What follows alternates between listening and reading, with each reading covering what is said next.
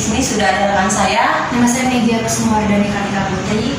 Nama saya adalah Reni.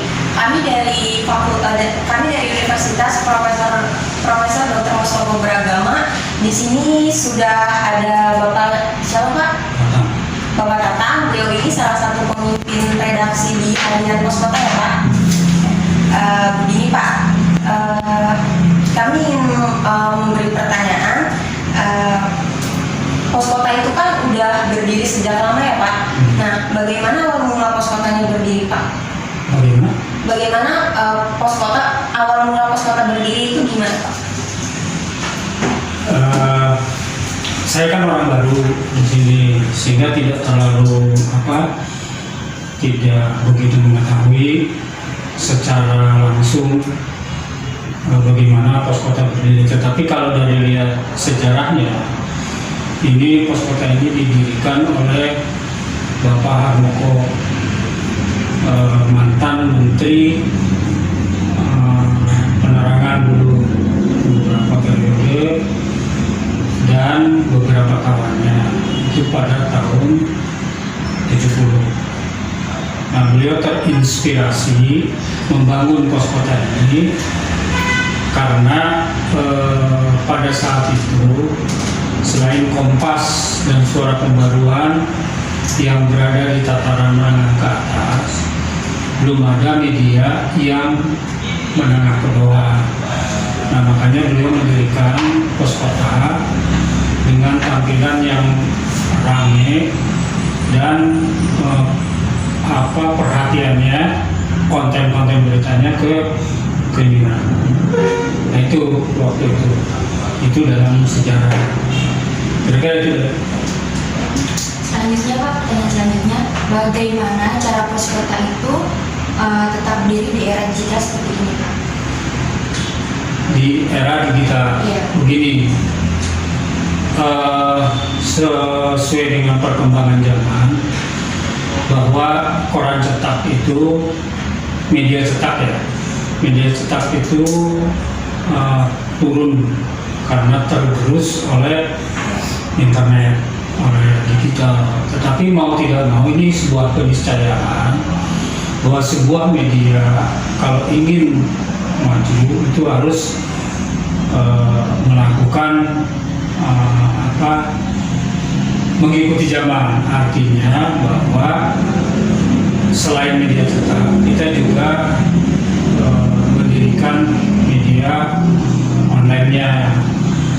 Tetapi media cetaknya tetap kita rawat, karena bagaimanapun juga ini adalah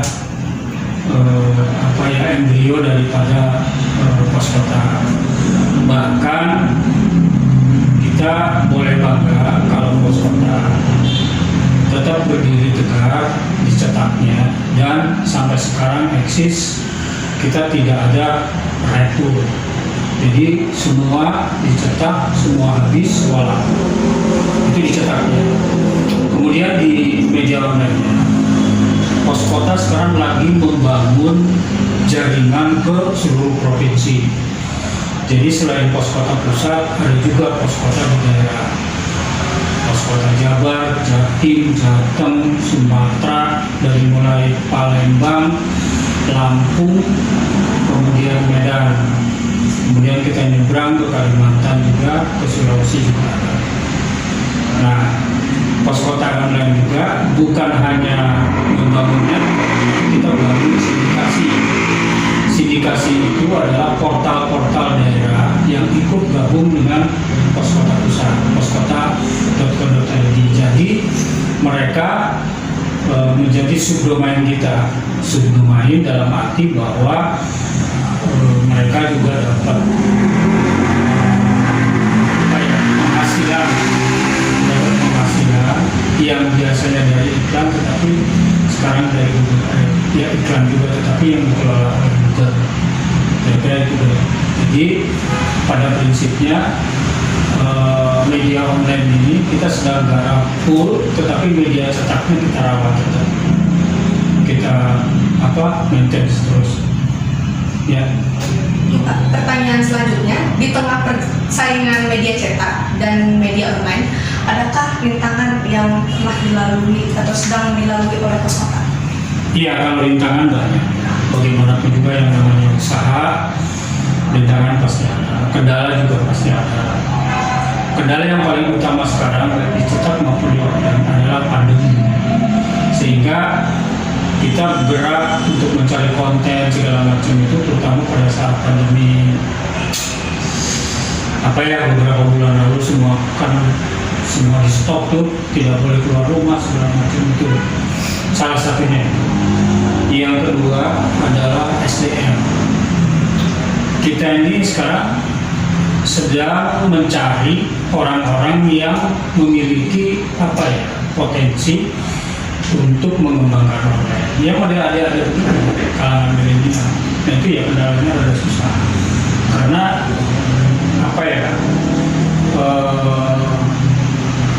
anak-anak yang baru lulus dari fakultas komunikasi, baik dari fakultas lainnya, rasanya ke dunia jurnalistik itu, maksudnya menjadi wartawan itu kurang, yang masuk dulu, belum dua, bercimbun. Kalau sekarang agak susah, tanya. Itu SDM yang boleh dikata sebagai SDM yang berkualitas, yang memiliki keinginan besar untuk menjadi atau menggeluti dunia jurnalistik. Yang ada juga belum tentu kan mau jadi wartawan, kan belum tentu juga. Ya, bukan. Tadi kan yang sudah Bapak bilang bahwa media cetak itu kan akan terus dilestarikan ya Pak. Tapi ada nggak sih Pak kemungkinan pos kota itu akan beralih ke media online saja?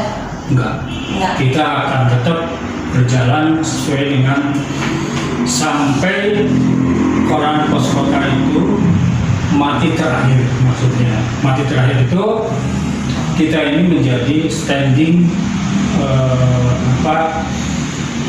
pokoknya koran yang paling terakhir mati dibanding koran-koran lain, koran-koran cetak lain.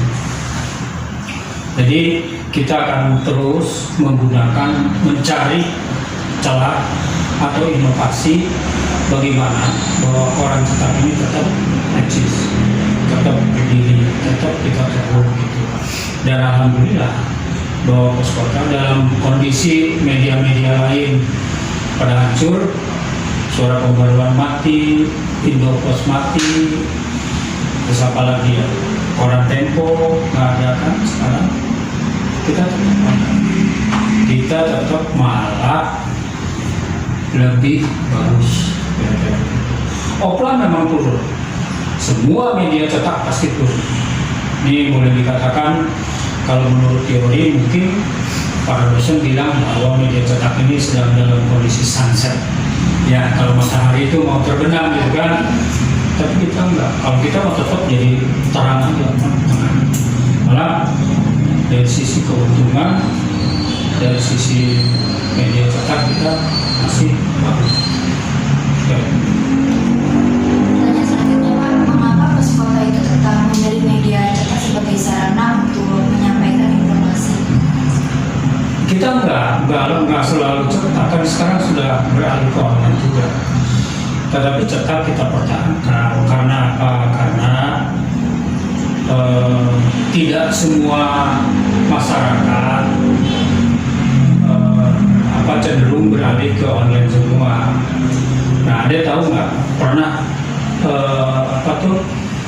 dulu waktu Pak sudah lahir belum? Waktu Pak PCD booming video, nah kan dulu video PCD itu. Oh, video PCD kayaknya udah ini kan, udah tahu kan, video kan, PCD di mana-mana kan. Pada saat itu bioskop kan pada bangkrut, iya kan? Iya, dia udah habis video berapa tahun yang lalu tuh. Ada kali mungkin 10 tahun yang lalu lah, bioskop bangkrut karena PCD booming kan. Jadi kita nggak perlu kemana-mana, nonton aja di rumah, beli PCD, mau film apa aja. Nah, tapi sekarang kan, mana PCD di rumah? Video ada, nggak ada lagi kan? Makanya bioskop, mana jalan lagi. Sekarang ada mau ke mall, ada bioskop. Karena apa? Karena di sana ada unsur rekreasinya kan. Kalau di rumah nonton film sekarang, apalagi kalangan model adik-adik begini kan sudah kan di WA atau di internet. Nah, kita juga berasumsi bahwa media cetak ini kemungkinan pada saat orang-orang jenuh dengan media online kan pasti kembali ke situ. Itu asumsi, makanya kita tetap rawat. Dan caranya kita akan mengembangkan citizen reporter. Apa citizen reporter itu? Nanti ke depan wartawan pos kota itu adalah pembacanya sendiri, kira-kira begitu. Misalnya orang Depok melaporkan ke kita ada kejadian, kita bikin, kita edit fotonya. Nanti citizen reporter itu.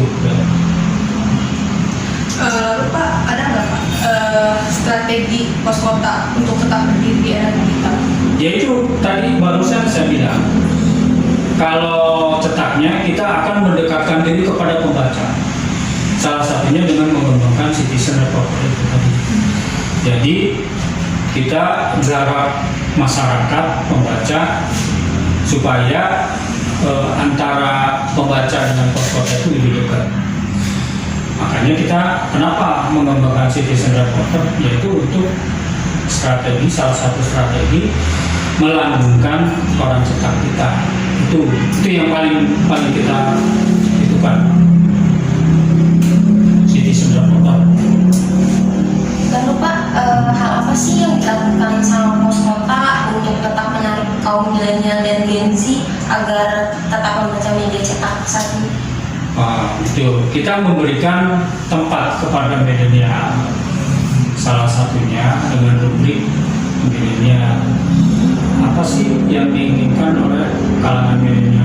Kita coba, tetapi tentu belum berhasil sepenuhnya. Lalu apa sih yang diinginkan oleh media, oleh anak-anak milenial? Ya, fashion kan, kemudian lagu-lagu, game, terus film. Nah, itu yang kita garap. Salah satunya kita membuat publikasi antar milenial ke milenial. Jadi mereka yang bikin, mereka yang membuat sendiri. Itu kita coba. Ini di tahun 2022. Dari awal kita sediain pertama, misalnya ada ini saya senang senang game. Apa saja sih game, apa saja kita kasih tempat. Nah, ini nulis tentang apa yang lagi tren di dunia, kira-kira begitu deh. Tapi itu Pak, di kanal itu ada di media cetak dan di media online. Ya, ini kan kita bicara media cetak tadi kan. Ya, kalau di media online beda. Oh, di media online nggak akan ada? Ada, justru itu lebih. Sekarang malah kita bikin misalnya lagu yang lagi tren apa, lagu yang diinginkan oleh kalangan milenial, oleh penyanyi si A. Kita bukan penyanyi itu yang kita ambil, kita bikin video yang sama, tapi penyanyinya kalangan milenial. Kita bayar brandnya, nah, itu kita ada itu di pos kota online. Ya, tadi kan Pak bilang bahwa pos kota itu kan ada media online ya Pak ya. Lalu pos kota memiliki media online juga. Apakah ada perbedaan yang ditampilkan di dalam media cetak dan juga media online? Beda ya. Kalau media cetak jadi gini, antara media cetak dengan media online. Kalau media online itu kecepatan, tapi kalau media cetak itu kedalaman. Kalau media online, misalnya ada tabrakan, menit ini juga bisa breaking news. Tetapi kalau di media cetaknya kita butuh banyak variabel. Misalnya apa yang terjadi, siapa yang jadi korban, bagaimana penanganan polisi, bagaimana keluarganya, itu lebih kedalaman dari sebuah peristiwa. Sekarang Vanessa itu. Kalau Vanessa itu kalau di online kan bicara terjadi kecelakaan ini. Tapi kalau dicetak Itu kenapa sih bisa terjadi? Kita dari sisi apa nih? Kita lihat dari sisi mobilnya, dari sisi jalan tolnya, dari sisi penelitian polisinya, jadi lebih dalam. Jadi orang, maksudnya kalau orang membaca cetak itu tujuannya adalah ada apa sih di belakang peristiwa itu. Itu terjawab di media cetak. Kalau di media online enggak. Karena di media online kan namanya juga kecepatan kekinian. Jadi berita itu hanya sepotong-sepotong. Jadi apa aja yang itu, meskipun memang terjadi ada follow up-nya beberapa 10 berita begitu, tetapi tidak akan terkalahkan oleh sajian yang ada di cetaknya. Makanya rajin-rajin baca Pos Kota Pusat itu cetaknya. biar tahu misalnya begini, ada kejadian kalau di Pos Kota online itu, di berita-berita online terjadi seorang mahasiswi Universitas Dr. Mustopo dijamret di jalan HP-nya misalnya, paling gitu kan. Tetapi kalau di Pos Kota Cetak tidak. Pos Kota Cetak tuh selain peristiwanya ada juga tipsnya, bagaimana sih menghindari penjamretan di jalan. Itu kelebihannya. Jadi kalau ada yang mengenal 5W1H, ya kan, masih mengenal kan? Nah, tapi kalau dicetak beda, ini ditambahin lagi benefit lainnya apa. Jadi di samping 5W1H, kita tambah juga benefit, ada 3 benefitnya, yaitu pertama, setelah membaca berita itu, si pembaca diharapkan bisa lebih ada pencerahan, ada edukasi, ada kemudian asalnya yang tidak tahu menjadi tahu, gitu. Itu dicetaknya, makanya kita butuh kedalaman dalam cetak. Kalau di online enggak, online biasa. Itu udah. Terus Pak, pertanyaan terakhir, apa harapan Pos Kota untuk kedepannya? Pos Kota ingin menjadi nomor 1, itu harapan kita. Sekarang nomor 1-nya itu kan kalau di online itu masih dikuasai oleh Kompas nomor 3. Kalau nggak salah CNN malah ini, hanya 10 besar. Nomor 1-nya itu kalau salah Amazon. Nomor 1, coba aja lihat ini. Nomor 2-nya baru itu apa? Detikcom, baru Kompas, baru Tribun, terus CNN di nomor 8. Nah, kita mau masuk ke situ, tapi mungkin masih 1 atau 2 tahun lagi lah. Yang kita garap sekarang itu kita mau perbanyak sindikasi. Jadi sekarang itu modelnya online itu, kalau online-nya sendiri, misalnya kayak media pojok 1 misalnya, itu sendiri itu akan kelewat. Sekarang itu ada 5 juta portal di Indonesia. Di Jakarta aja ada sekitar 15.000 portal. Ya, portal online, kalau mereka cuma sendiri-sendiri, mereka akan mati, nggak akan lama. Sekarang itu yang berkembang itu adalah bergabung. Misalnya Kompas bikin Tribun di mana-mana. Terus Detikcom juga, meskipun memang kelihatannya 1, tetapi ada Detik Food, Detik Hot, terus apalagi kan banyak. Itu enggak. Itu juga ada Grid ID juga banyak, Grid Hot, Grid apa, ada Grid Grid banyak juga. Nah, kita juga mau gabung itu, kita sekarang baru ada 50 portal grupnya Pos Kota. Nanti di tahun depan kita mudah-mudahan bisa sampai 300. Tadi cukup menarik ya yang Bapak Tatang sampaikan, dari mulai awal berdirinya Pos Kota gimana, terus cara apa yang dilakukan Pos Kota tetap berdiri di era digital seperti ini, terus juga strategi apa sih yang dilakukan Pos Kota untuk tetap menarik kaum milenial untuk tetap membaca media cetak saat ini gitu ya Pak. Makasih ya Pak atas waktu dan kesempatannya. Makasih juga untuk yang udah